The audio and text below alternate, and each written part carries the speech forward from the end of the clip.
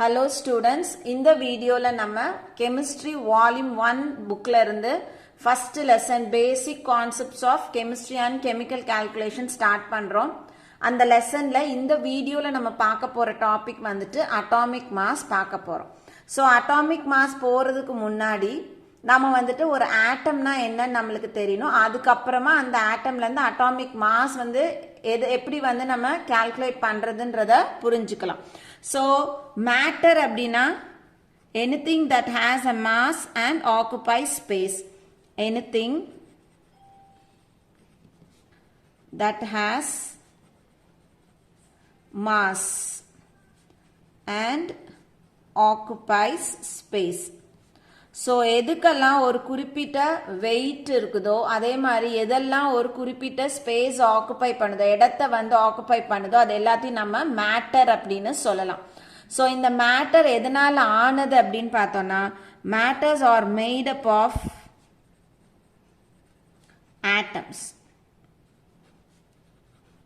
So நம்ம atom என்னன்னு சொல்லலாம், atoms are the building blocks of matter அப்படின்னு சொல்லலாம். ஸோ நிறைய ஆட்டம் சேர்ந்ததை நம்ம என்னன்னு சொல்றோம், மேட்டர் அப்படின்னு சொல்றோம். இப்போ இந்த ஆட்டம் பார்த்தோம் அப்படின்னா they are classified into 3 subatomic particles. So ஆட்டம்குள்ள பார்த்தோம்னா 3 சப்அட்டாமிக் பார்ட்டிகல்ஸ் இருக்கு. என்னென்ன இருக்கு அப்படின்னா ஒன்று proton, electron and neutron. So atom is made up of 3 subatomic particles, proton, electron and neutron. இதுல புரோட்டானுக்கு வந்து positive charge, electron negative charge, neutron has no charge, நியூட்ரல்னு அர்த்தம், ஜீரோன்னு அர்த்தம். இப்போ நம்ம ஏற்கனவே இங்க சொல்றோம் மேட்டர் அப்படின்றதுக்கு மாஸ் இருக்கு அப்படின்னு சொல்றோம். அப்போ இந்த மேட்டருக்கு மாஸ் வருது அப்படின்னா it is due to the mass of ஆட்டம்ஸ்னு அர்த்தம். ஸோ மேட்டர்னுடைய மாஸ் எதனால வருது, ஆட்டம்னுடைய வெயிட்னால வருது. இப்போ இந்த ஆட்டம்ல 3 சப்அட்டாமிக் பார்ட்டிகல்ஸ் இருக்கு. 3மே வந்து கன்சிடரபிள் வெயிட் இருக்கா அப்படின்னா இல்லை.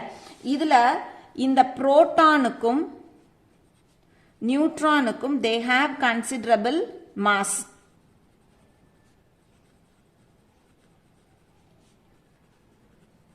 ஆனா electron do not have considerable mass.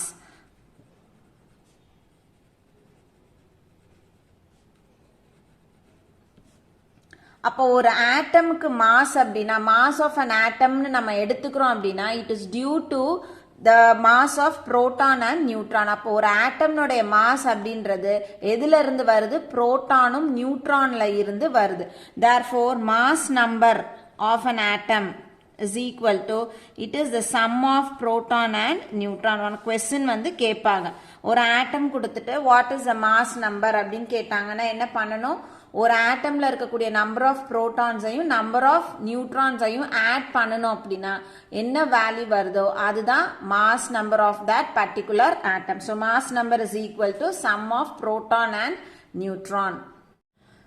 அப்புறம் இப்போ ஆட்டம்னுடைய அளவு பார்த்தோம் அப்படின்னா ரொம்ப ரொம்ப சின்ன பார்ட்டிகல். நம்ம ஆட்டம் பத்தி ப்ரீவியஸ் கிளாஸஸ்ல படிக்கும்போது நம்ம படிச்சிருப்போம், atoms are very tiny indivisible particles அப்படின்னு படிச்சிருப்போம். ஸோ ரொம்ப சின்னதாக இருக்கிறதுனால அதனுடைய மாஸை வந்து வெயிட்டை வந்து நம்மளால அக்யூரேட்டாக கால்குலேட் பண்ண முடியாது.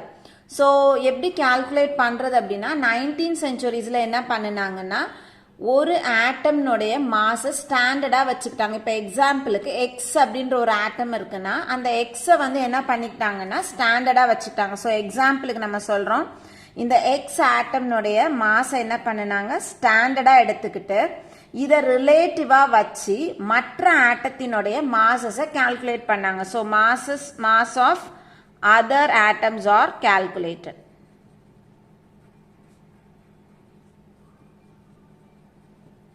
ஸோ இப்போ எக்ஸாம்பிளுக்கு நம்ம வந்துட்டு ஒரு 2 ஸ்டூடெண்ட்னுடைய மார்க்கை வந்து கம்பேர் பண்ணணும் அப்படின்னா நம்ம என்ன பண்றோம், அவுட் ஆஃப் 500ன்னு எடுத்துக்கிறோம். ஸோ 500 அப்படின்றத ஒரு ஸ்டாண்டர்ட் வேல்யூவா எடுத்துக்கிட்டு ஸ்டூடெண்ட் ஏவினுடைய மார்க் அவன் வந்து ஒரு 400 எடுத்திருக்கான் அப்படின்னா அந்த 500க்கு 400 பார்க்க போறோம். அதே மாதிரி நம்ம என்ன செய்ய போறோம், ஸ்டூடெண்ட் பினுடைய வேல்யூ அவன் ஒரு 350 எடுத்திருக்கான் அப்படின்னா 500க்கும் 350க்கும் பார்த்துட்டு 400 லார்ஜரா அல்லது 350 லார்ஜரா, எந்த பையன் வந்து அதிக மார்க் எடுத்திருக்கான், யார் வந்து குறைவா மார்க் எடுத்திருக்கான், நம்ம எப்படி கம்பேர் பண்றோமோ, எப்படி வந்து 500 ஸ்டாண்டர்டா வச்சு ஸ்டூடெண்ட்ஸ்னுடைய மார்க்கை நம்ம வந்து கால்குலேட் பண்றோமோ, கம்பேர் பண்றோமோ, அதே மாதிரி ஒரு ஆட்டம்னுடைய மாஸ் ஸ்டாண்டர்டா எடுத்துக்கிறாங்க. ஸோ எக்ஸ் அப்படின்ற ஆட்டத்தினுடைய மாஸ் ஸ்டாண்டர்டா எடுத்துக்கிட்டு இதை வச்சு மற்ற ஆட்டத்தினுடைய ஆட்டம் மாசஸ் என்ன பண்றாங்க அப்படின்னா கால்குலேட் பண்றாங்க. ஸோ இந்த மாதிரியான ஒரு சிஸ்டம் வந்துட்டு ஃபர்ஸ்ட் ஹைட்ரஜன்ல இருந்து ஸ்டார்ட் பண்ணாங்க. ஏன்னா ஹைட்ரஜன் அப்படின்றது லைட்டஸ்ட் எலமெண்ட், ஃபர்ஸ்ட் எலமெண்ட் இந்த பீரியாடிக் டேபிள். ஸோ ஸ்டாண்டர்டா என்ன பண்ணாங்கன்னா ஃபர்ஸ்ட் ஹைட்ரஜனை வச்சுட்டு அதனுடைய மாசை வச்சு மற்ற ஆட்டத்தினுடைய மாசஸை கால்குலேட் பண்ணாங்க. கரெக்டா வரல. அதுக்கப்புறம் ஆக்சிஜன் அதே மாதிரி எடுத்துக்கிட்டாங்க, ஸ்டாண்டர்டா வச்சு அடுத்த ஆட்டம்ஸ்னுடைய மாசஸ் கால்குலேட் பண்ணாங்க, அதுவும் கரெக்டா வரல. ஸோ லேட்டஸ்டா என்ன பண்ணிருக்காங்க அப்படின்னா கார்பன் 12னுடைய மாசை என்ன பண்ணாங்க ஸ்டாண்டர்டா எடுத்துக்கிட்டாங்க. ஸோ கார்பன் 12 ஆட்டம்னுடைய மாசை it is considered as a standard mass. So carbon 12 அப்படின்றது it is an isotope of carbon. So carbon 12 அப்படின்றது கார்பனினுடைய ஒரு isotopic form.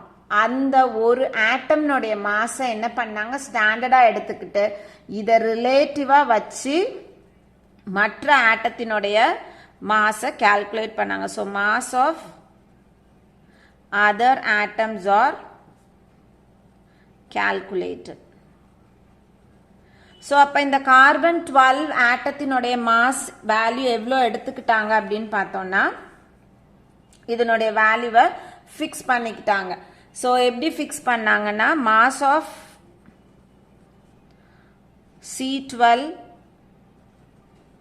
isotope atom is equal to 12 AMU அப்படின்னு எடுத்தாங்க. ஸோ இதில் AMU அப்படின்றது அட்டாமிக் மாஸ் யூனிட். ஸோ இப்போ இந்த AMUக்கு பதிலாக நம்ம என்ன யூஸ் பண்ணுறோம் அப்படின்னா U அப்படின்ற டேர்ம் யூஸ் பண்ணுறோம். U அப்படின்றதுக்கு யூனிஃபைடு மாஸ்ன்னு சொல்கிறோம். So mass of carbon 12 isotope ஆட்டம்க்கு எவ்வளோ கொடுக்குறாங்க 12 AMU. ஒரு C12 ஆட்டம்னுடைய மாஸ் வந்து 12 AMU. AMU அப்படின்றது அட்டாமிக் மாஸ் யூனிட். இப்போ இந்த AMUக்கு பதிலாக நம்ம என்ன யூனிட் யூஸ் பண்ணுறோம் யூனிஃபைடு மாஸ்ன்னு யூஸ் பண்ணுறோம், யூனி யூஸ் பண்ணுறோம். ஸோ இதை நம்ம எப்படி எழுதலாம் 12 யூனி எழுதலாம். இப்போ இந்த AMUக்கு எவ்வளோ வேல்யூ அப்படின்னு பார்க்க போகிறோம். So 1 AMU is 1/12 of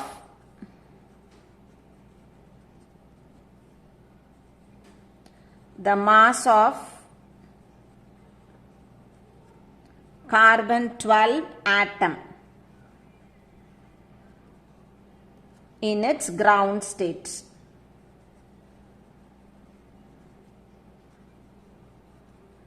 so ஒரு AMUனுடைய வேல்யூ எவ்வளோ அப்படின்னா ஒரு கார்பன் 12 ஆட்டம்னுடைய மாஸ்ல 12ல் ஒரு பங்கு எவ்வளவோ அதுதான். ஸோ எல்லாருக்கும் அந்த ஸ்டேட்மெண்ட் புரிஞ்சிருக்கும்னு நினைக்கிறேன். கார்பன் 12 ஆட்டம்னுடைய மாஸ்ல 12 பங்குல ஒரு பங்கு எவ்வளோ அமௌண்ட் எவ்வளோ வெயிட்டோ அதை தான் நம்ம என்னன்னு சொல்றோம் 1 AMU அப்படின்னு சொல்றோம். ஸோ அப்போ அந்த 1 AMUக்கான வேல்யூவை கொடுத்துருக்காங்க நம்மளுக்கு 1 AMU or 1U is equal to 1.6605 into 10 to the power minus 27 kilogram. So kilogramல எழுதும் பொழுது 1.6605 into 10 to the power minus 27. நம்ம கிராமா எழுதுறோம் அப்படின்னா 1.6605 into 10 to the power minus 24 grams எழுதணும். So ஒரு AMU அல்லது ஒரு Uவினுடைய value 1.6605 into 10 to the power minus 27 kilogram or 1.6605 into 10 to the power minus 24 grams எழுதுறோம். ஸோ இப்போ கார்பனோட வேல்யூவை நம்ம ஸ்டாண்டர்டா எடுத்துக்கிட்டோம், எவ்வளோ வேல்யூன்னு நம்மளுக்கு தெரியுது. இப்போ அடுத்தது நம்ம என்ன கால்குலேட் பண்ண போறோம், இந்த வேல்யூவை ஸ்டாண்டர்டா வச்சு எப்படி வந்துட்டு மற்ற ஆட்டத்தினுடைய மாஸை நம்ம கால்குலேட் பண்றதுன்னு பார்க்க போறோம். ஸோ அதை நம்ம என்னன்னு சொல்ல போறோம், ரிலேட்டிவ் அட்டாமிக் மாஸ்ன்னு சொல்றோம். ஏன் ரிலேட்டிவ் அப்படின்ற வார்த்தை வந்துச்சு, இதை ஸ்டாண்டர்டா வச்சு இதை ரிலேட் பண்ணி அடுத்த ஆட்டம்னுடைய மாஸை கால்குலேட் பண்றதுனால அந்த அட்டாமிக் மாஸை நம்ம ரிலேட்டிவ் அட்டாமிக் மாஸ் அப்படின்னு சொல்றோம். ஸோ ரிலேட்டிவ் அட்டாமிக் மாஸ் இதை வந்துட்டு ஸ்டாண்டர்ட் அட்டாமிக் வெயிட் அப்படின்னு சொல்லலாம். ஸோ ஷார்ட்டா RAM. ஸோ ரிலேட்டிவ் அட்டாமிக் மாஸை நம்ம RAM அப்படின்னு சொல்லலாம். இது வந்து AR அப்படின்ற சிம்பிள் வச்சு டினோட் பண்றாங்க. So relative atomic mass of an element is the ratio between the average mass of its isotopes to 1/12th part of the mass of the carbon 12 atom. So எதுக்கும் வந்துட்டு ratio எடுக்கணும் அப்படின்னா, ஒன்று நம்ம எந்த எலமெண்ட்டினுடைய atomic mass calculate பண்ண போறோமோ அந்த எலமெண்ட்ல இருக்கக்கூடிய ஐசோடோப்ஸினுடைய ஆவரேஜ் மாஸ் எடுத்துக்கணும். 1/12th part of the mass of the carbon 12 atom. So 1/12th part of mass of carbon 12 atom என்ன அர்த்தம், 1 AMU அர்த்தம். ஏன்னா நம்ம அட்டாமிக் மாஸ் யூனிட்டை நம்ம எப்படி வந்து எழுதணும், it is 1/12th of the mass of carbon 12 எழுதணும். So carbon 12 atomல 12ல ஒரு பார்ட், அதை தான் நம்ம என்னன்னு சொல்றோம், 1/12th அப்படின்னு சொல்றோம். So divided by atomic mass unit. So இதை நம்ம வந்து இப்படி ஃபார்முலாவா எழுதுறோம் அப்படின்னா AR is equal to average mass of the isotopes of the element. எந்த எலமெண்ட்டுக்கு அல்லது எந்த ஆட்டம்க்கு நம்ம அட்டாமிக் மாஸ் கால்குலேட் பண்ணணுமோ அந்த ஆட்டம்னுடைய ஐசோடோப்ஸ்னுடைய ஆவரேஜ் மாஸ் எடுத்துக்கணும், divided by 1/12th of the mass of 1 carbon 12 atom. So ஏன் வந்து நம்ம ஆவரேஜ் மாஸ் எடுக்கணுன்றத நம்ம அடுத்து பார்க்கலாம். ஸோ இதை இன்னும் கூட நம்ம கொஞ்சம் சிம்பிளிஃபைடு ஃபார்முக்கு எழுதுறோம் அப்படின்னா AR is equal to average mass of the atomனு எழுதலாம். ஸோ இந்த பார்ட்டை நம்ம என்னன்னு எழுதலாம், average mass of the atom. So எந்த ஆட்டம்க்கு மாஸ் கால்குலேட் பண்ணுமோ அதனுடைய ஆவரேஜ் மாஸ் டிவைடட் பை இந்த பார்ட்டை நம்ம யூனிஃபைடு அட்டாமிக் மாஸ்ன்னு எழுதலாம், AMUன்னு எழுதலாம் அல்லது யூன்னு எழுதலாம். ஸோ இதை நம்ம எக்ஸ்பேண்ட் பண்ணியும் எழுதலாம், யூனிஃபைடு அட்டாமிக் மாஸ். இப்போ நம்ம ஒரு எக்ஸாம்பிள் வச்சு இந்த ரிலேட்டிவ் அட்டாமிக் மாஸ் வந்து எப்படி கால்குலேட் பண்ணுறதுன்னு பார்ப்போம். ஸோ நம்ம எக்ஸாம்பிளுக்கு ஹைட்ரஜனுக்கு கால்குலேட் பண்ணும். So relative atomic mass for hydrogen atom. So AR எதுக்கு கால்குலேட் பண்ண போறோம், ஹைட்ரஜனுக்கு கால்குலேட் பண்ண போறோம்.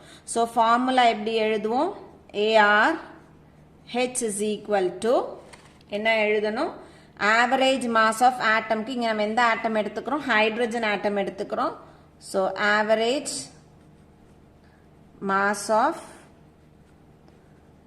Hydrogen atom by AMU unified atomic mass.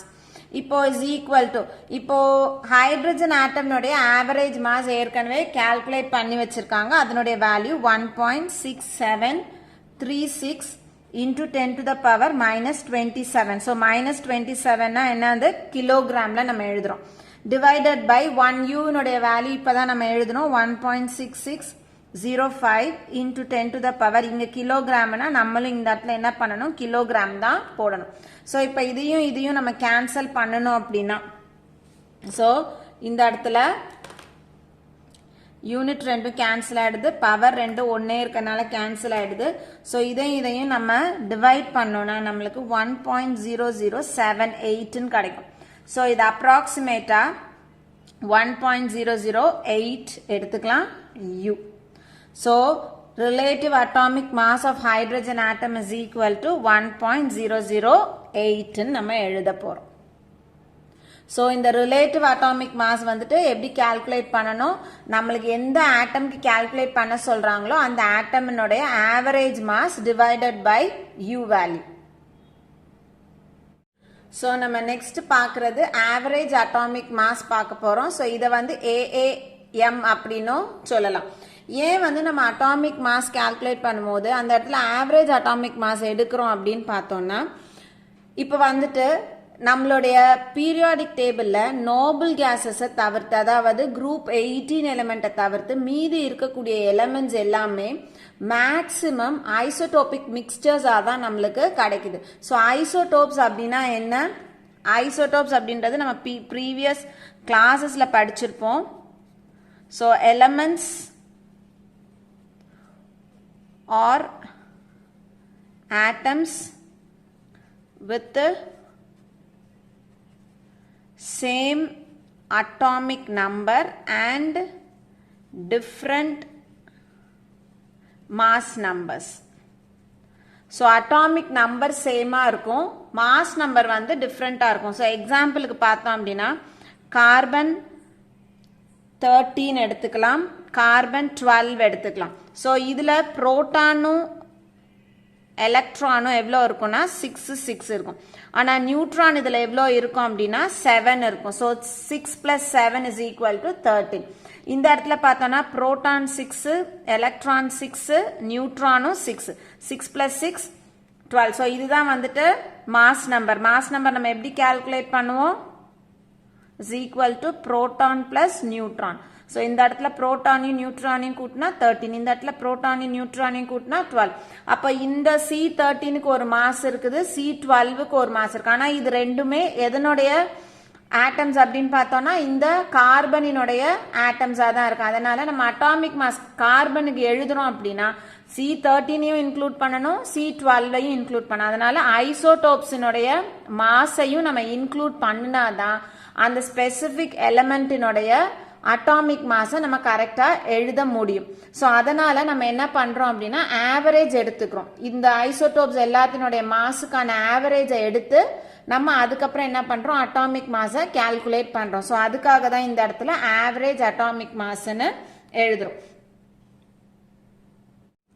So average atomic mass na, it is defined as the average of the atomic masses of all atoms in their naturally occurring isotopes.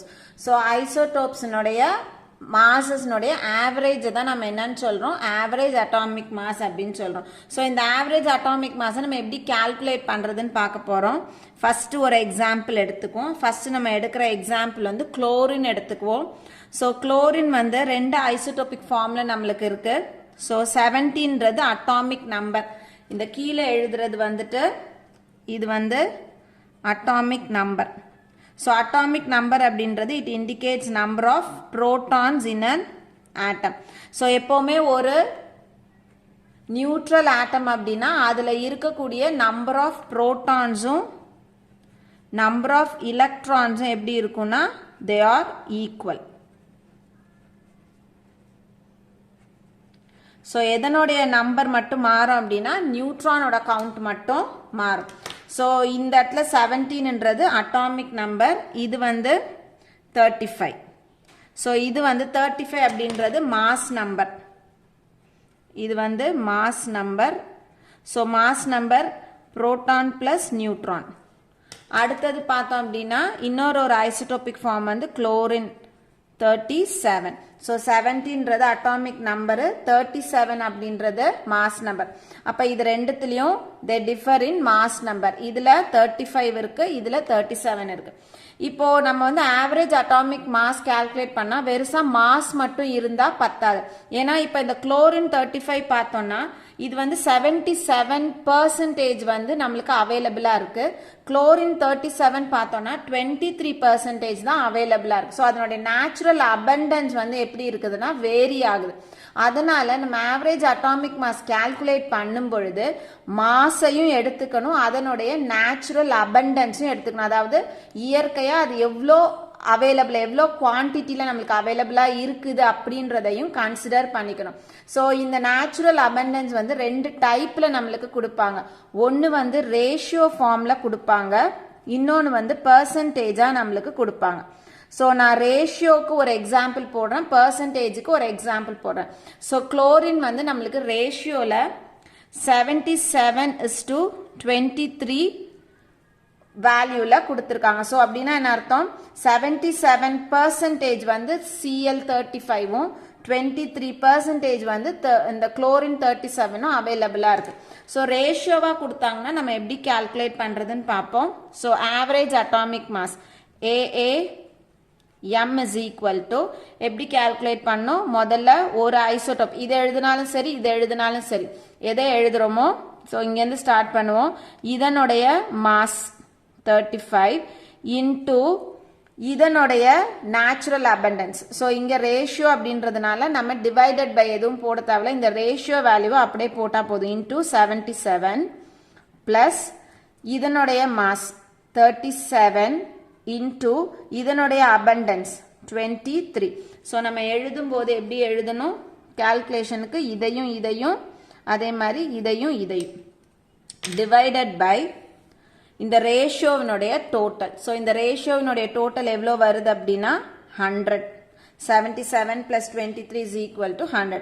So இதை நம்ம வந்து simplify பண்ணி solve பண்ணோம் அப்படின்னா average atomic mass of chlorine is equal to 35.46 வரும்.